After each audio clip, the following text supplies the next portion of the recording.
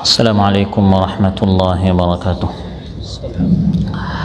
الحمد لله الذي خلقنا فسوانا ومن علينا فهدانا وأطعمنا وسقانا وكفانا وآوانا وعافانا، وأشهد أن لا إله إلا الله وحده لا شريك له شهادة تنجينا في دنيانا وأخرانا، وأشهد أن سيدنا ونبينا محمدًا عبد الله ورسوله أرسله ربه بالحق وبسنته هدانا، صلى الله تعالى عليه وعلى آله وصحبه صلاة يزول بها ما أهمنا وأشقانا. أما بعد، فأعوذ بالله من الشيطان الرجيم. بسم الله الرحمن الرحيم. ثم أرسلنا موسى وأخاه هارون بآياتنا وسلطان মুবিন। আল্লাহ তাআলা ইরশাদ করেন, অতঃপর আমি মূসা আলাইহিস সালাম এবং তার ভাই হারুনকে পাঠালাম আমার আয়াতসমূহ এবং সুস্পষ্ট দলিল প্রমাণ দিয়ে। দোহা জাদীদের এই মসজিদে আয়োজিত সাপ্তাহিক এই দারসুল কোরআনে উপস্থিত সম্মানিত মুসল্লি ভাইরা, সূরাতুল মুমিনুন থেকে একটি মাত্র আয়াত ৪৫ নম্বর আয়াত তিলাওয়াত করে সহজ সরল বাংলা অনুবাদ উপস্থাপন করলাম।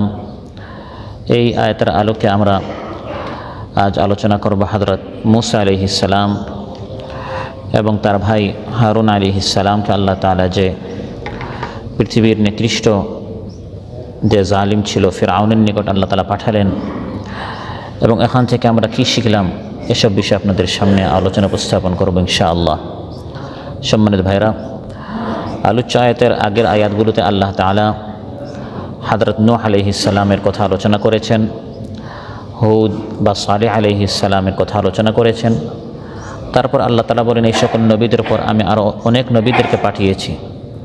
এই সকল নবীদের পর আমি মূসা এবং তার ভাই হারুন আলাইহিস সালামকে আমি পাঠিয়েছি। সুম্মা আরসালনা মূসা ওয়া আখাহু হারুন, তারপর আমি পাঠিয়েছি মূসা আলাইহিস সালাম এবং তার ভাই হারুনকে বিআয়াতিনা, সুস্পষ্ট আয়াত দিয়ে, ওয়া সুলতানিম মুবিন, আর সুস্পষ্ট দলিল প্রমাণ দিয়ে। মূসা আলাইহিস সালাম, তার নাম হচ্ছে মূসা বিন ইমরান, ইমরানের পুত্র মূসা। কোরআনে কারিমে সর্বাধিক যে নবীর কথা আল্লাহ তাআলা আলোচনা করেছেন তিনি হচ্ছেন হযরত মূসা আলাইহিস সালাম, এবং তার আলোচনা করার আগে আল্লাহ তাআলা নূহ আলাইহিস সালামের কথা, হুদ আলাইহিস সালামের কথা আলোচনা করেছেন। এবং এখান থেকে বোঝা যায় যে হযরত মূসা আলাইহিস সালাম পৃথিবীতে এসেছেন নূহ আলাইহিস সালামের পর।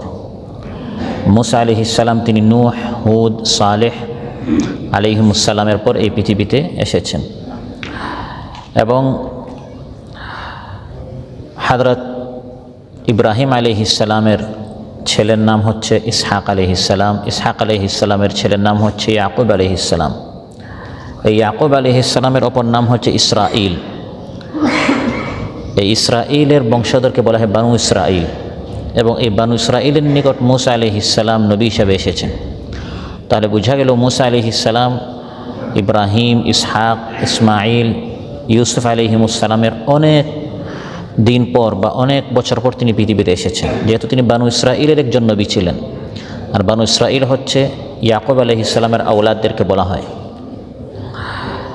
এবং মূসা আলাইহিস সালাম তিনি নিজে এসে তার কওমকে বলেছেন, ওয়ালাকাদ জাআকুম ইউসুফু মিন ক্বাবলু বিল বায়্যিনাত, যে আমি মূসা আসার আগে তোমাদের নিকট ইউসুফ আলাইহিস সালাম আগে এসেছিলেন।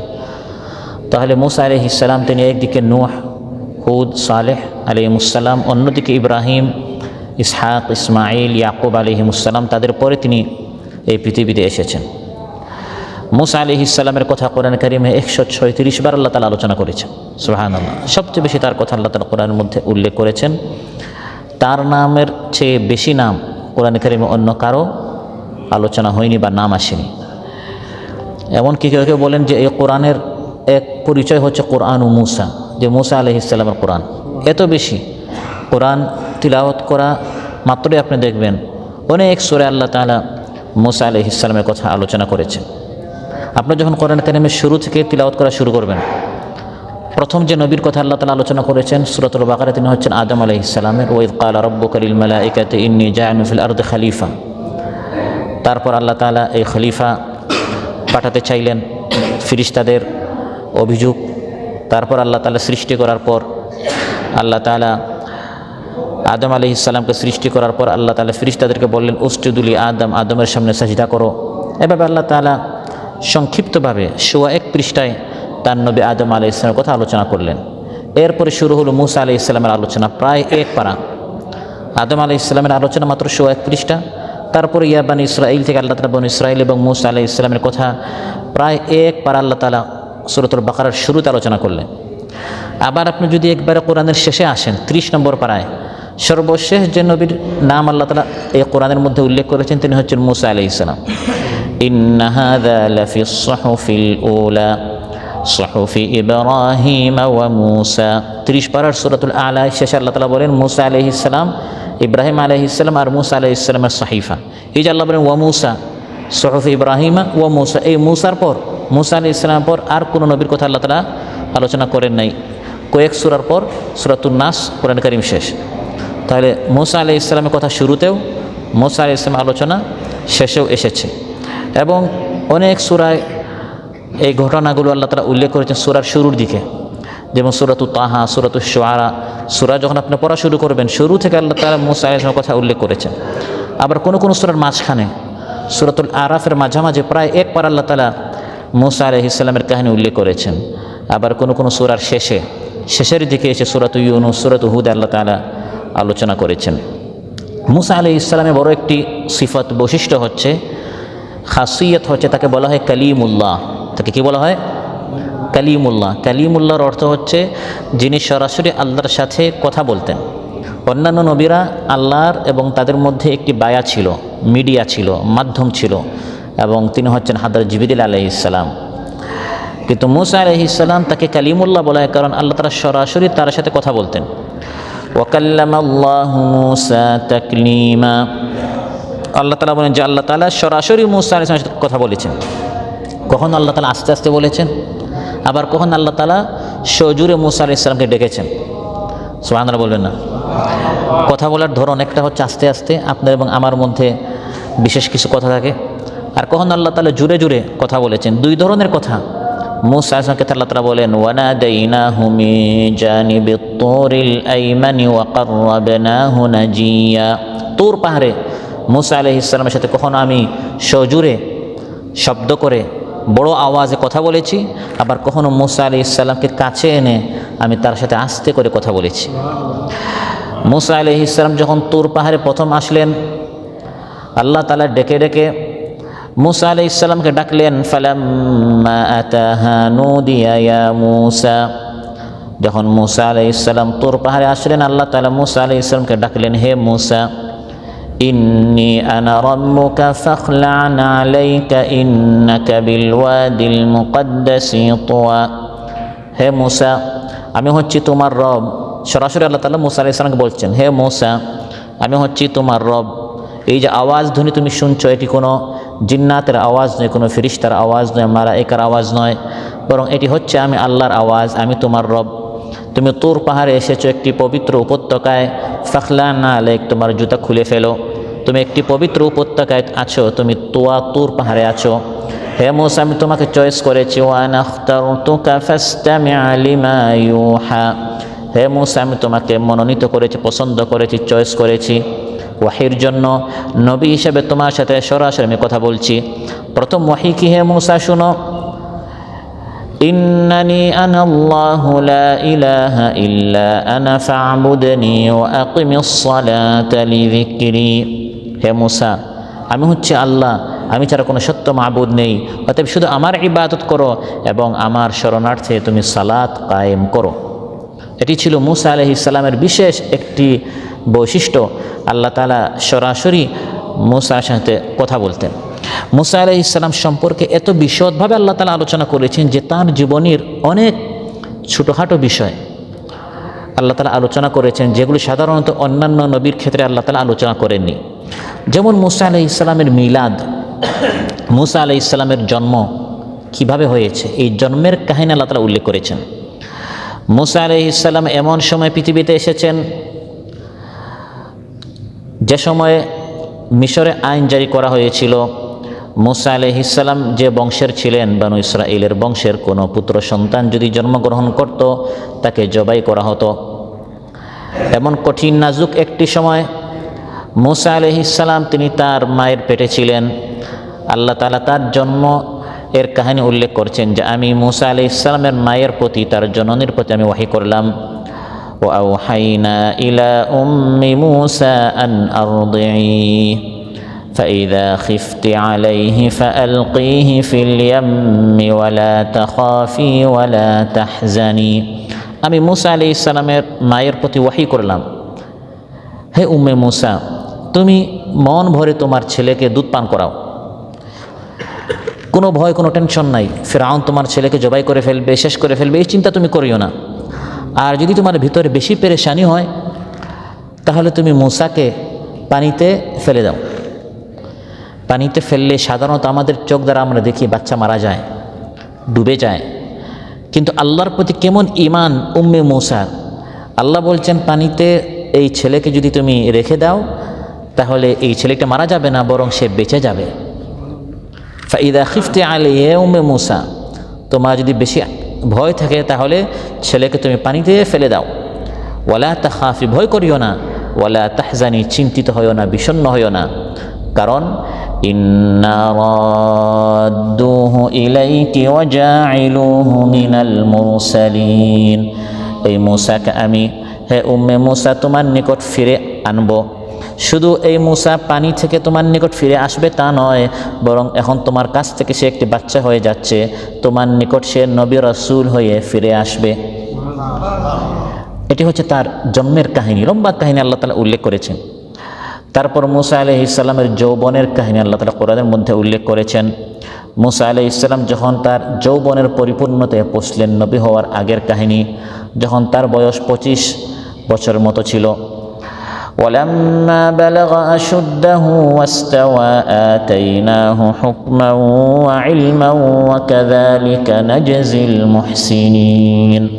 আল্লাহ তাআলা বলেন মুসা আলাইহিস সালাম যখন তিনি যৌবনের পরিপূর্ণতায় পৌঁছলেন, পরিপূর্ণ যুবক হলেন, আমি তাকে হুকুম দিলাম, ইলম দিলাম, প্রজ্ঞা দিলাম, জ্ঞান দিলাম। তিনি তার এলাকায় ঢুকলেন, দেখলেন দুইজন ঝগড়া করছে, একজন তার দলের, একজন তার বিরোধী। যিনি তার দলের ছিল, তার বংশের ছিল, সে মুসা আলাইহিস সালামের নিকট সাহায্য চাইল। মুসা আলাইহিস সালাম তার পক্ষ নিয়ে যে তার বিরোধী ছিল তাকে একটু ঘুষি মারলেন, ওই লোকটি জায়গায় মারা গেল। তারপর মুসা আলাইহিস সালাম আল্লাহর নিকট ইস্তিগফার করলেন, রব্বি ইন্নী যালামতু নাফসি ফাগফিরলি ফাগফারা লাহ। এভাবে মুসা আলাইহিস সালামের যৌবনে এই কাহিনীটি লম্বা করে আল্লাহ তাআলা উল্লেখ করেছেন। তারপর মুসা আলাইহিস সালাম যখন তিনি নবী হলেন, তারপর যখন তিনি বয়স্ক হলেন, তিনি তার উম্মতকে দাওয়াত দিচ্ছেন, তার উম্মত কীভাবে বিরোধিতা করলো। বিভিন্ন সূরা আল্লাহ তাআলা লম্বা করে কাহিনীগুলো উল্লেখ করেছেন। ইয়া আইয়ুহাল্লাযীনা আমানু লা তাকুনু কাল্লাযীনা আযাউ মূসা ফাবাররাআহুল্লাহু মিম্মা ক্বালু ওয়া কানা ইনদাল্লাহি ওয়াজিহা। হে ইমানদারেরা, তোমরা ওই সকল লোকদের মতো হইও না যারা মুসা আলাইহিস সালামকে কষ্ট দিয়েছে। তিনি নবী ছিলেন, শেষ বয়স পর্যন্ত তারা তাকে কষ্ট দিয়ে গেছে, তোমরা তাদের মতো তোমাদের নবীকে কষ্ট দিও না। তারা মুসা আলাইহিস সালাম যখন তিনি মুরব্বী হলেন, বয়স্ক হলেন, তাকে কত কষ্ট দেওয়া হয়েছে বিভিন্ন সূরায় আল্লাহ তাআলা আলোচনা করেছেন। এমনকি মুসা আলাইহিস সালামের মৃত্যুর পর কী হয়েছে সেটাও কোরআনের মধ্যে আল্লাহ তাআলা উল্লেখ করেছেন। আলাম তারা ইলাল মালাই মিন বানি ইসরাঈল মিন বাদি মুসা। আল্লাহ তাআলা বলেন, সে কাহিনী কি তুমি জানো? মুসা আলাইহিস সালাম মারা যাওয়ার পর কি হয়েছে? বানু ইসরাঈলরা তখন মুসা আলাইহিস সালামের পরে যে নবী ছিলেন, সেই নবীকে গিয়ে বলল, হে নবী, আমাদের জন্য একজন বাদশাহ আপনি নিয়োগ করুন। ইজআল লানা মালিকান, ইবআথ লানা মালিকান নুকাতিল ফি সাবিলিল্লাহ। আমরা আল্লাহর পথে লড়াই করতে চাই, তো কার ঝান্ডার অধীনে আমরা জিহাদ করব? আপনি আমাদের জন্য একজন বাদশাহ নিয়োগ করুন। পরবর্তীতে লম্বা কাহিনী, তালুত বাদশাহ হলেন। তারপর তারা জালুতের বিরুদ্ধে সেই যুগে যে তাগুত ছিল, জালুতের বিরুদ্ধে তারা জিহাদ করলো এবং ওয়াকাতালা দাউদ জালুত, তালুত যে বাদশা ছিলেন তার বাহিনীর মধ্যে এক ব্যক্তির নাম ছিল দাউদ। ওই দাউদ জালুতকে হত্যা করলেন। এই দাউদ পরবর্তীতে তিনি নবী হলেন, দাউদ আলাইহিস সালাম। আল্লাহ তাআলা বললেন, আমি তাকে নবী বানিয়েছি, আমি তাকে ইলম দিয়েছি। তিনি কারি ছিলেন, জাবুর অত্যন্ত সুন্দর কণ্ঠে তিনি তিলাওয়াত করতেন। তো মূসা আলাইহিস সালামের পরে কি হয়েছে সেটাও কোরআনের মধ্যে আল্লাহ তাআলা উল্লেখ করেছেন। মূসা আলাইহিস সালাম সফরে গিয়েছিলেন, যেটাকে শিক্ষা সফর বলা হয়, রিহলা তালিমিয়া, শিখার জন্য সফর। সেটাও কোরআনের মধ্যে সূরাতুল কাহফে আল্লাহ তাআলা উল্লেখ করেছেন। আমরা সফর করি বিনোদনের জন্য, সেলফির জন্য, ফটো উড়ানোর জন্য, একটু সময় টাইম পাসের জন্য। সফর করতে হবে, পৃথিবীতে ভ্রমণ করতে হবে শিখার জন্য। মূসা আলাইহিস সালাম সফর করেছেন শিখার জন্য। সূরাতুল কাহফে লম্বা করে আল্লাহ তাআলা কাহিনী উল্লেখ করেছেন যে মূসা আলাইহিস সালাম হযরত খাদিরের কাছ থেকে শিখার জন্য তিনি কীভাবে সফর করেছেন। কোরআনের মধ্যে আল্লাহ তাআলা ইরশাদ করেন, ফালাম্মা জাওয়াজা ক্বালা লিফাতাহু আতিনা গাদাআনা লাকাদ লাকিনা মিন সাফারিনা হাযা নাসাবা। লম্বা করে আল্লাহ তাআলা কাহিনী উল্লেখ করেছেন কিভাবে মূসা আলাইহিস সালাম শিখার জন্য এই সফরটি করেছেন। মূসা আলাইহিস সালামের মায়ের কথা কোরআনের মধ্যে আল্লাহ তাআলা উল্লেখ করেছেন, হে মূসা স্মরণ করো যখন আমি তোমার মায়ের প্রতি ওহী করলাম, ইয আওহাইনা ইলা উম্মিকা মা ইউহা, তোমার মায়ের প্রতি আমি যখন ওহী করলাম, হে উম্মে মূসা ভয় পাইও না, তোমার সন্তানকে পানিতে ঢেলে দাও।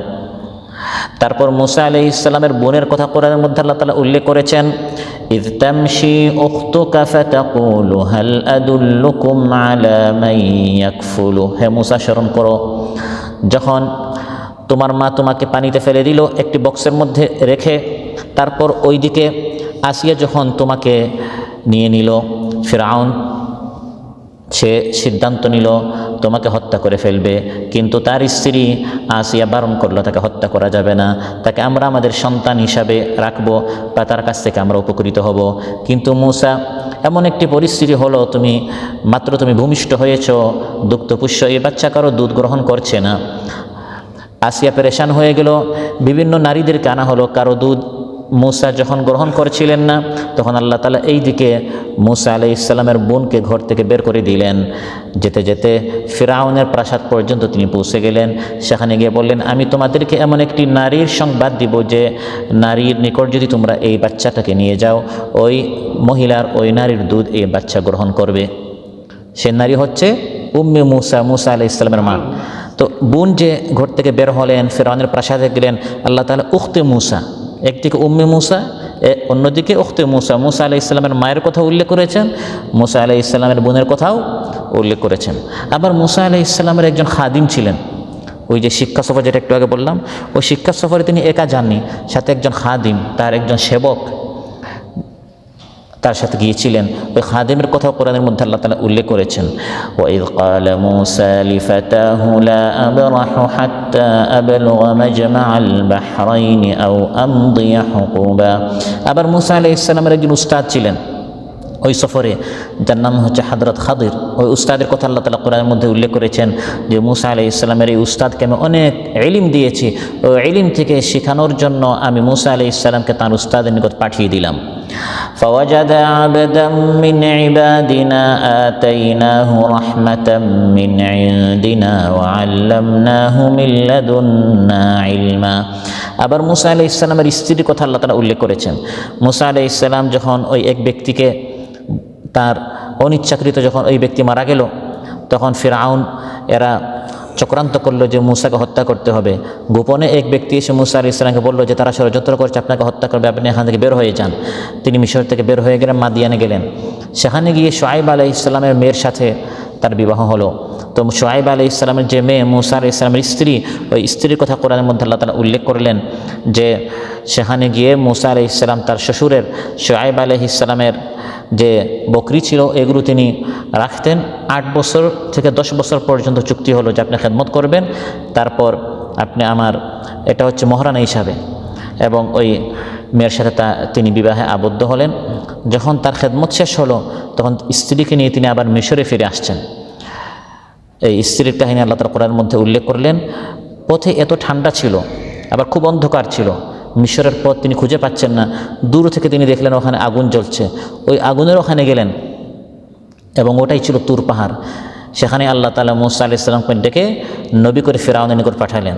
মুসা আলাইহিস সালাম আল্লাহকে বললেন, না হে আল্লাহ, আমি যে ফিরআউনের কাছে যাব, ওখানে স্ত্রী অপেক্ষা করছে। ইব্রাহিম আলাইহিস সালাম যেরকম তার স্ত্রী হাজারকে মক্কার অনুর্বর ময়দানে রেখে চলে গেলেন, মুসা আলাইহিস সালাম তার স্ত্রীকে যে রেখে গেলেন, আল্লাহ তাআলা তাকে নবী করে পাঠালেন, তিনি চলে গেলেন। আমাদেরকে যখন দিনের কোনো একটি কথা বলা হয়, আমরা কত অজুহাত পেশ করি, আমরা কত ধরনের ওজর আপত্তি আমরা পেশ করি।